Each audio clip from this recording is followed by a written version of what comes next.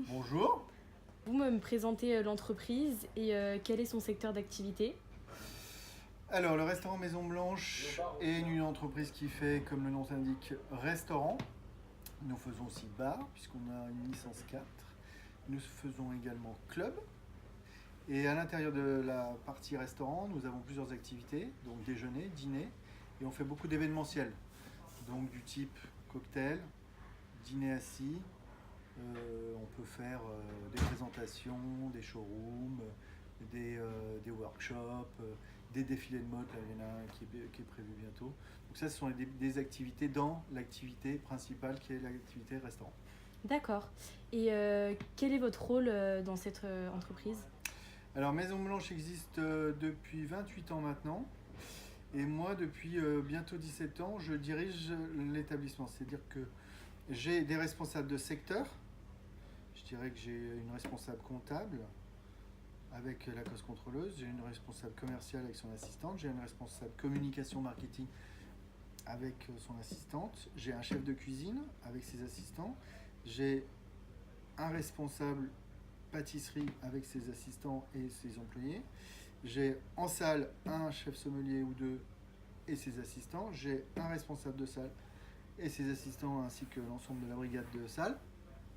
J'ai une responsable de l'accueil. Donc j'ai des responsables dans chacun des secteurs et moi je manage l'ensemble de ces responsables qui eux-mêmes managent leurs équipes respectives. D'accord.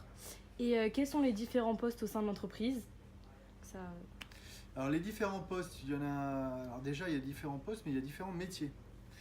Donc vous avez le métier de la sommellerie, vous avez un technicien aussi qui s'occupe de tout l'entretien de la maison, donc c'est un métier à part entière, qui peut regrouper la plomberie, l'électricité, la mise en place, le nettoyage, etc.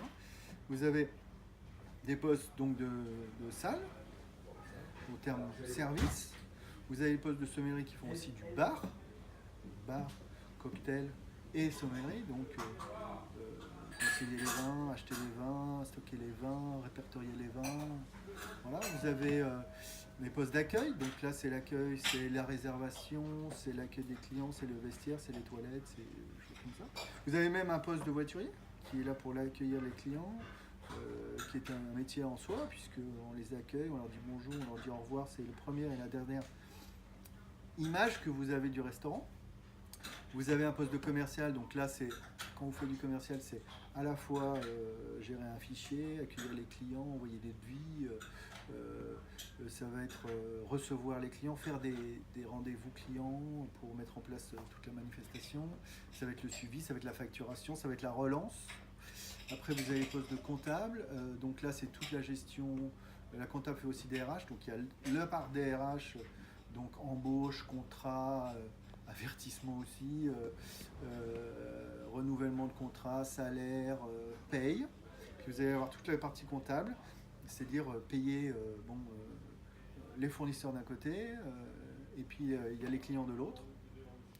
Donc les clients, c'est eux qui nous payent, et les fournisseurs, c'est nous qui les payons, effectivement. Donc ça, c'est cost control.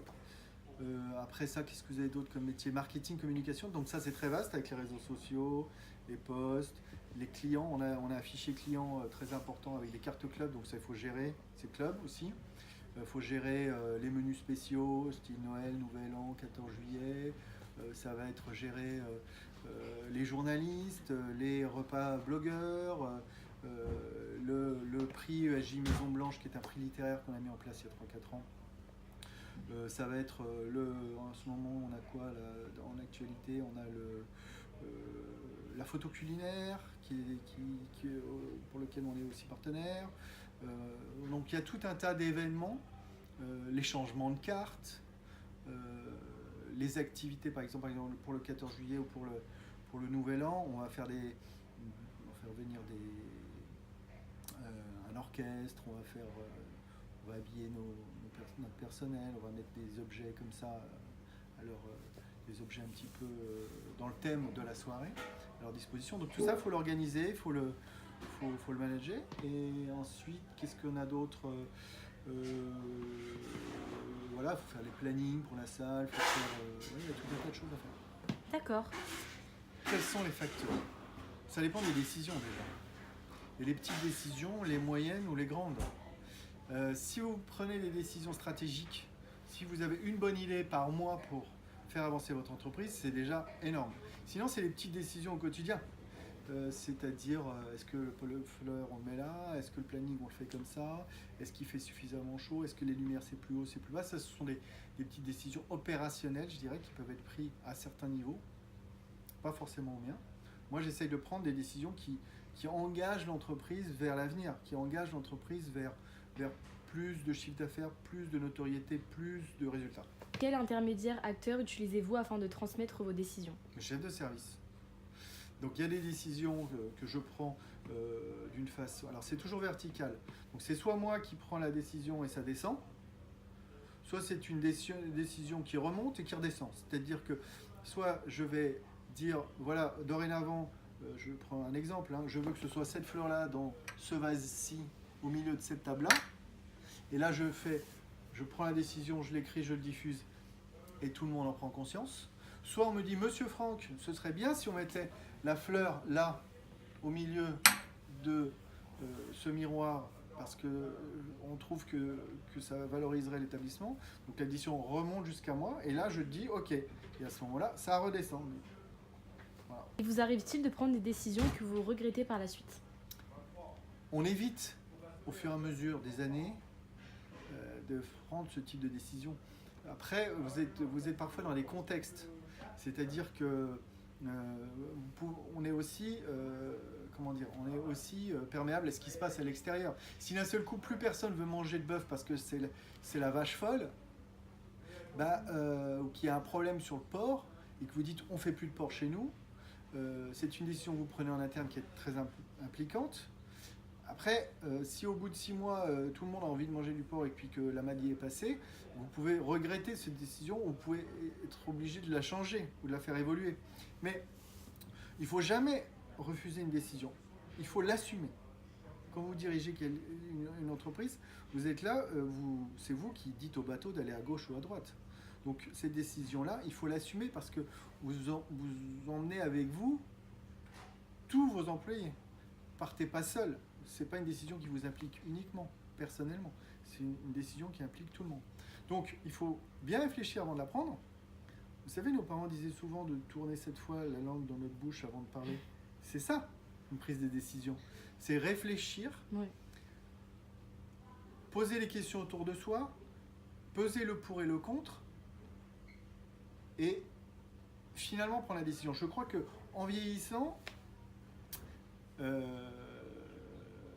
il faut de moins en moins prendre de décisions brutales ou de décisions immédiates ou de décisions, épidermiques. Un exemple de prise de décision importante dans votre carrière? Prise de décisions importantes dans la carrière. Alors souvent, les décisions importantes que vous prenez dans votre carrière, c'est quand vous changez de job, vous changez de maison, vous changez d'employeur. C'est souvent des décisions qui sont dures à prendre parce que vous quittez quelque chose. Vous savez, dans nos métiers, on fait entre 12 et 14 heures de présence au niveau cadre, au niveau décisionnel, par jour. Donc, ça veut dire que vous êtes plus souvent ici que chez vous. Donc, c'est des décisions importantes quand vous prenez ce type de décision. Donc, mais une décision de carrière, c'est pas une décision, c'est pas une assurance vie, changer de travail. C'est pas parce que vous prenez cette décision que ça va être forcément bien. Je crois que une grande décision, c'est quand j'ai quitté le groupe Alain Ducasse dans lequel je m'occupais du développement depuis 6 ans et que je suis venu ici. C'est une décision importante. Pouvez-vous dire 3 qualités d'un bon manager, selon vous? 3 qualités? Je pense qu'il en faut beaucoup plus que ça. Mais si je vous donne les 3 principales, ce serait écouter. C'est la première. D'abord, il faut savoir écouter. Ensuite, il faut savoir persuader. Ça, c'est important. Et la troisième chose qui est très importante, c'est savoir donner une ligne directrice à votre équipe. L'expérience est-elle la prise de décision? Alors, bien entendu.